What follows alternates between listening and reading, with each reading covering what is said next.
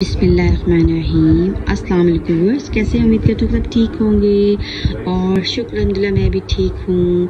तो व्यूअर्स, आप सबकी ईद कैसी गुजरी आप सबने मुझे बताना है। तो व्यूअर्स, जैसे कि आप सब जानते हैं कि आपके साथ मैं डीज और रेसिपी शेयर करती हूँ और व्यूअर्स दुआओं का भी एक सिलसिला शुरू किया हुआ है।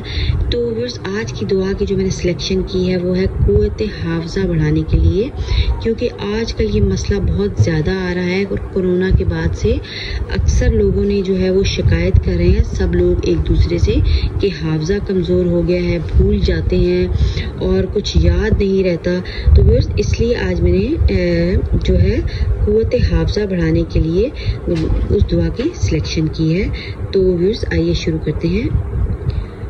अल्लाहुम्मा फ़्तह हिकमतका वंशुर अलैना रहमतका या ज़ल जलाली वल इकराम। तो व्यूअर्स, ये आयत है। तो इसका फ़ायदा क्या होना है, अगर तुम चाहते हो कि तुम्हारा हाफ़ज़ा ऐसा हो जाए कि जिस चीज़ को तुम याद कर लो फिर उसको ना भूलो, तो उस चीज़ को याद करने से पहले ये दुआ पढ़ो। तो व्यूअर्स, आपने ये वाली दुआ पढ़नी है और देखिए व्यूअर्स, नीचे भी लिखा हुआ है जिसको निस्यान और भूल का आर्जा हो वो कसरत से दरूद पाक पढ़े। तो दरूद पाक तो व्यूअर्स सभी जानते हैं कि माशाल्लाह से दरूद पाक की बहुत ही ज़्यादा फजीलत है।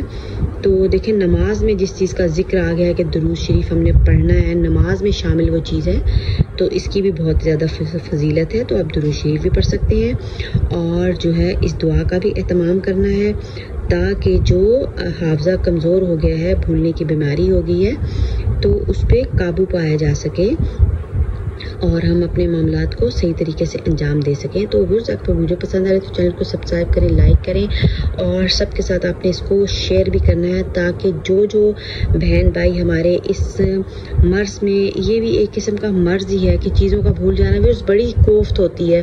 कोई चीज़ रख के भूल जाना, कोई चीज़ नहीं मिल रही, कोई चीज़ याद नहीं आ रही, तो व्यूअर्स दिमाग जो है ना वो बहुत अजीब सा हो जाता है और इस चीज़ से ना एक ज़हनी कोफ्त शुरू हो जाती है मेंटली ना।